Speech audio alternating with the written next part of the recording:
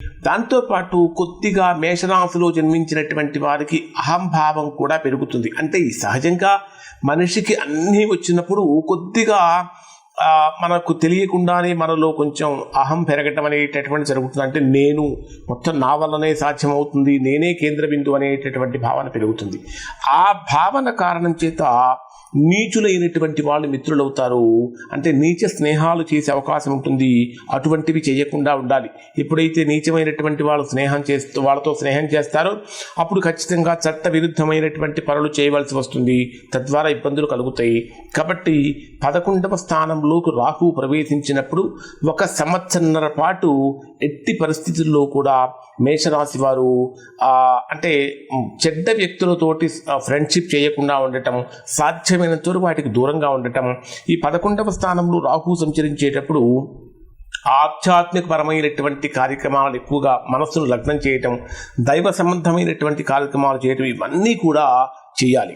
మరి రాహువు మనకు 11వ స్థానంలో కనుక వస్తే సహజంగా వీరికి అనేక రకాలైన శుభాలు కలుగుతాయి అని చెప్పారు. ఎందుకంటే అడ్మినిస్ట్రేటివ్ బెనిఫిట్స్ అనేటటువంటివి కలుగుతాయి, ఉద్యోగపరమైనటువంటి లాభాలు కలుగుతాయి, మీ పై అధికారుల చేత చక్కగా గౌరవాలు సత్కారాలు కూడా పొందుతూ ఉంటారు.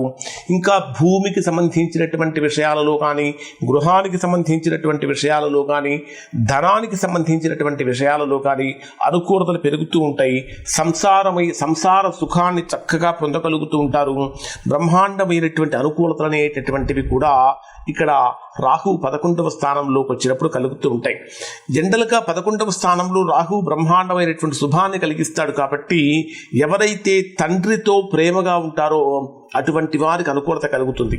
అలానే ఒకవేళ అదృష్టం కొద్దీ మీ యొక్క అంటే తాతగారు కనుక ఉన్నట్లయితే మీ తాతగారిని కనుక సేవించినట్లయితే తద్వారా రాహువు ఇంకా గొప్పగా ప్రసన్నుడవుతాడు. ఎందుకంటే రాహువు తాతను సూచిస్తాడు. ఎప్పుడైతే 11వ స్థానంలోకి రాహు వస్తాడో మేషరాశిలో జన్మించినటువంటి వారు తాతను కనుక సేవించినట్లయితే, అంటే పూర్వీకులను పెద్దవాళ్లను కనుక సేవించినట్లయితే తద్వారా గోచార రీత్యా ఏర్పడినటువంటి అనుకూలతలు కలుగుతాయి.